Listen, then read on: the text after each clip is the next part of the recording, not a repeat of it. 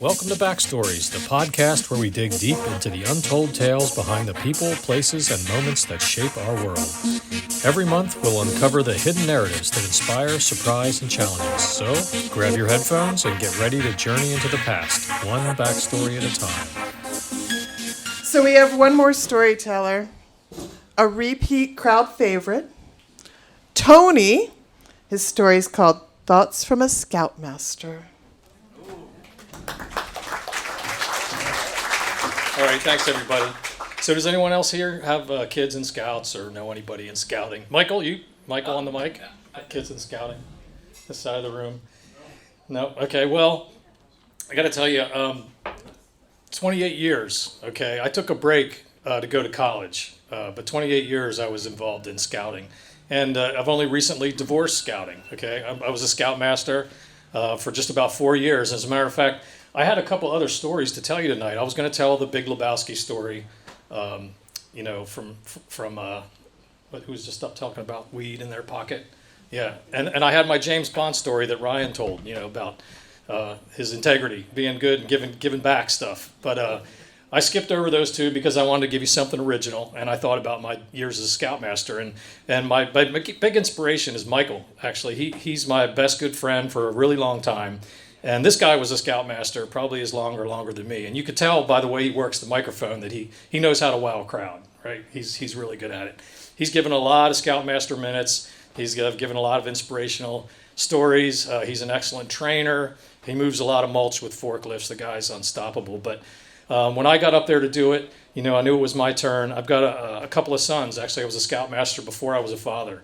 And when I started doing this, I was an assistant Scoutmaster. Okay, I didn't become a Scoutmaster until much later in my tenure. But I wanted to share with you a couple stories that have passed through my life as a Scout. Some of the ones that just stick out. As you go through life, some of these things are hilarious. I teach a lot of merit badges. One of the merit badges I teach is rifle and shotgun. And one guy was up there at the line, and this was a kid. Okay, too small to even carry or hold up a 12 gauge, which is actually a very heavy shotgun. He had a 410. So basically the first time the kid has ever shot.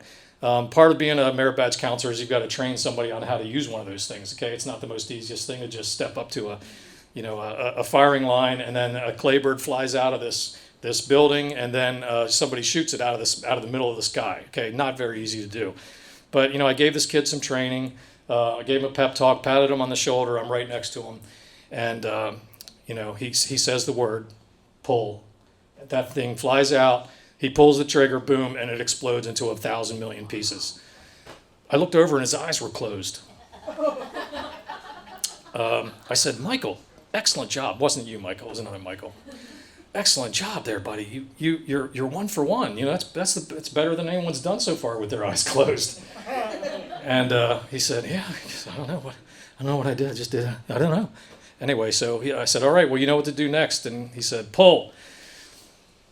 Claybird shoots out. He closes his eyes and just pulls the trigger, and boom, this thing explodes into a million things. I'm like, good God, 100% guy with your eyes closed. And he goes, yeah. And he just couldn't get the gun back to me fast enough. He goes, that's the last I'm going to shoot. He went out on a high note. But this kid, he did really well. And this kid was, 100 pounds, 4'7", something like that. Excellent work. Another guy I was with on a backpacking trip on the Appalachian Trail. We had just come in from a long day of hiking, and it was hiking merit badge, this guy.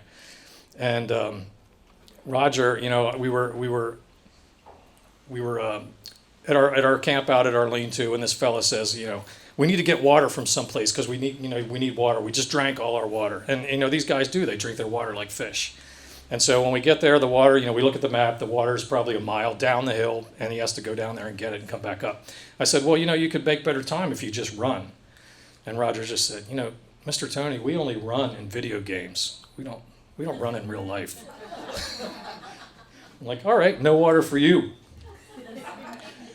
I have two other stories. I have two sons. My first son is a more quiet, kind of an introverted type of fella, and there's a communication merit badge. One of the requirements is to stand up in front of a crowd at a court of honor and just to be the MC, and that's what his job was.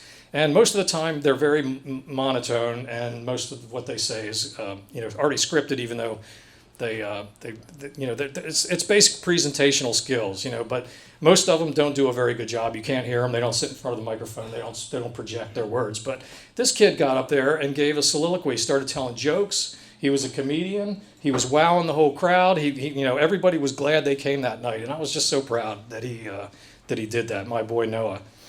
My second guy, we were at camping, and we were at a lake. We had just paddled probably 8 or 10 miles up this river. It was the end of the day. We finally found our campsite, and when you're battling a current, it's tough, and it's really tough to get up there in a kayak or a canoe. But we had a really good, exceptional day. It was beautiful. The sun was just starting to set.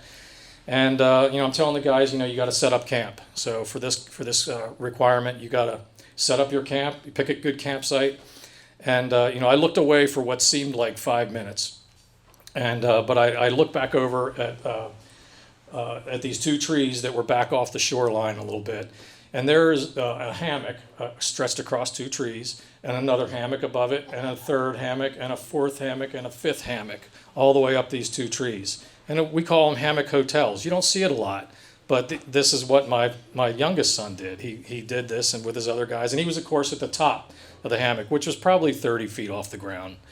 So that sort of thing kind of makes you think twice. You're like, should I make him take it down? No, because there's a little bit of adversity involved in scouting, and sometimes you just hope and pray that it doesn't get any worse than that, and it didn't. Everything went really well, and that's the kind of thing you're not going to hear about your kid as a scoutmaster. You're not going to tell the parent, oh yeah, your kid was 30 feet up in a hammock. But everything worked out just fine, and I want you to know that even regardless of what you hear about Scouts, it's a very well-led organization, and it's got great leaders, and these guys come out way ahead of it, and they do experience a lot of adversity, but they all overcome it, and it's just amazing to see the growth in a Scout troop. So that's it for me. I want you to just say thank you for listening to my tales of being a Scoutmaster.